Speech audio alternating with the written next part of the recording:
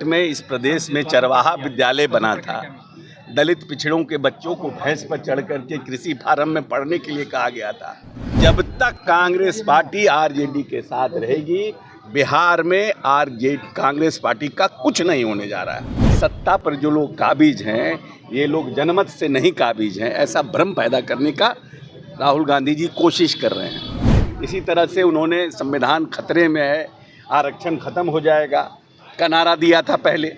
नमस्कार, मैं हूं सिद्धि सिंह और आप देख रहे हैं फर्स्ट बिहार झारखंड। इस वक्त हमारी मौजूदगी जदयू कार्यालय में है और मुख्यमंत्री नीतीश कुमार की यहां उपस्थिति दर्ज की गई है और जदयू कार्यकर्ताओं में, नेताओं और मंत्रियों में एक बड़े जोश के साथ जो है उनका स्वागत किया गया।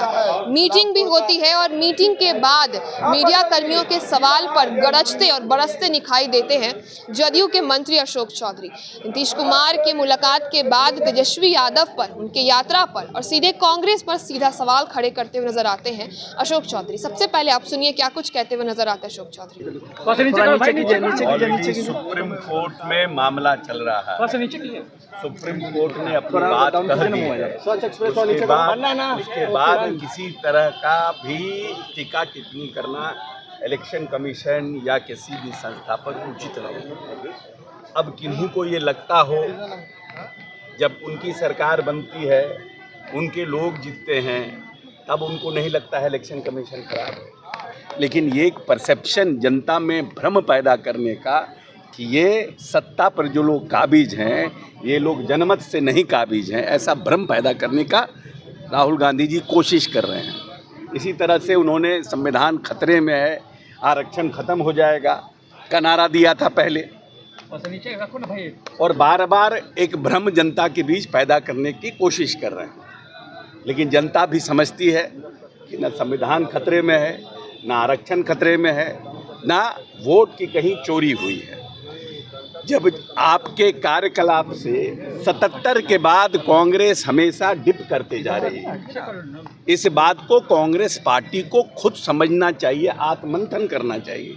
आप बार बार आत्ममंथन करते हैं लेकिन एक्ट नहीं करते हैं। जो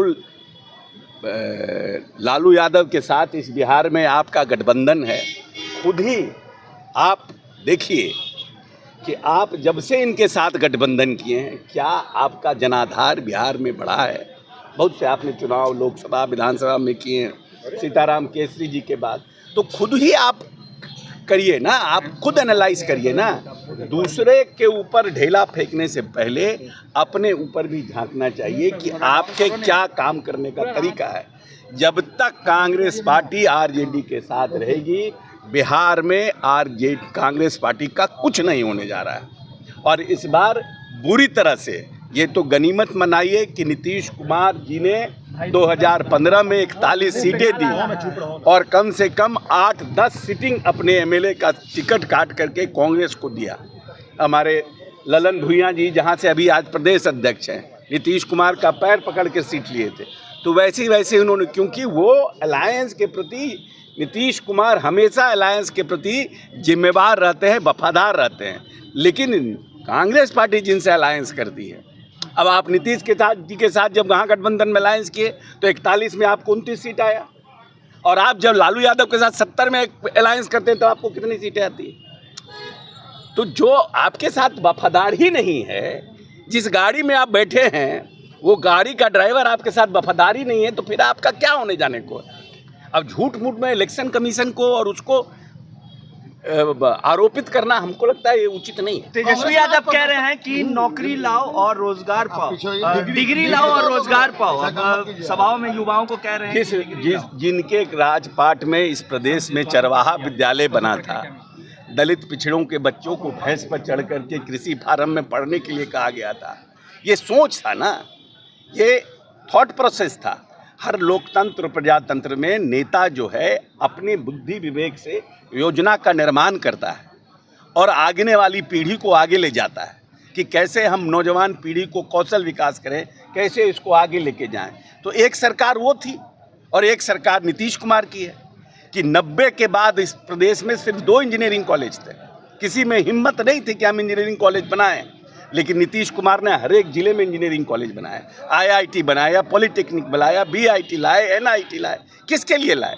कि हमारी जो आने वाली पीढ़ी है वो कैसे उसका कौशल विकास हो सके।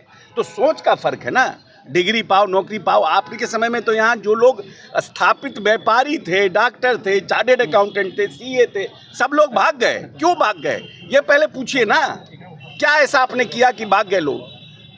आप जाते हैं किसी की हत्या हो जाती तो आप हेलीकॉप्टर से जाते हैं, किसके पास जाते हैं? कौन था वो? फ्रीडम फाइटर था? किस तरह की सरकार बनाना चाहते हैं और क्या मैसेज बिहार में देना चाहते हैं? तो आपने सुना मीडिया कर्मियों के सवालों के जवाब में अशोक चौधरी ने रखा कि कांग्रेस जिसके साथ अलायंस की है यानी कि राजद, वो सिर्फ और सिर्फ ठगने का काम करती है। टिकट में भी आपने सुना होगा किस प्रकार से उन्होंने जिक्र किया, और साथ ही जो है एक समय का जिक्र किया जब राजद और जदयू का गठबंधन हुआ करता था।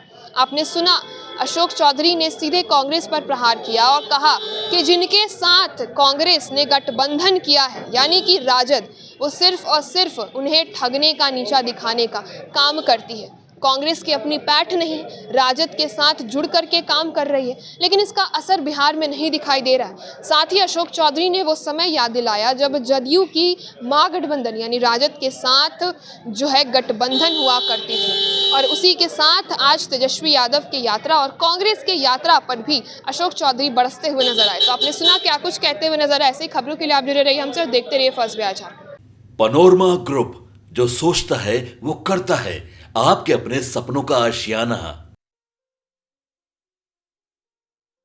ये लो मुंह मीठा करो, आज मैंने अपना जॉब छोड़ दिया, अब हम पूर्णिया वापस जाएंगे। जॉब छोड़ दिया है? मतलब ये घर कैसे चलेगा? हम करेंगे क्या? और माँ बाबूजी क्या बोलेंगे? इसलिए मैं एक और मिठाई का डब्बा लाया। अपने बिजनेस के लिए लोन अप्रूव हो गया। अरे लोन अप्रूव हो गया वो तो ठीक है, लेकिन पूर्णिया में हम रहेंगे कहाँ? अपना घर भी तो नहीं है वहाँ। इसलिए तो एक और मिठाई का डब्बा अलग से लाया हूँ। हमने पूर्णिया में घर ले लिया है, पूर्णिया के ई होम्स पैनोरमा में। पूर्णिया में पैनोरमा ग्रुप लेकर आए हैं ई होम्स पैनोरमा। बड़ा घर, आलीशान जिंदगी और अत्याधुनिक सुविधाओं के संग। अरे अब क्यों मुंह मीठा करवा रही हो? क्योंकि हम घर वापसी जो कर रहे हैं। घर वापसी की खुशी पूर्णिया में ई होम्स पैनोरमा के संग। E homes panorama, luxurious lifestyle redefined.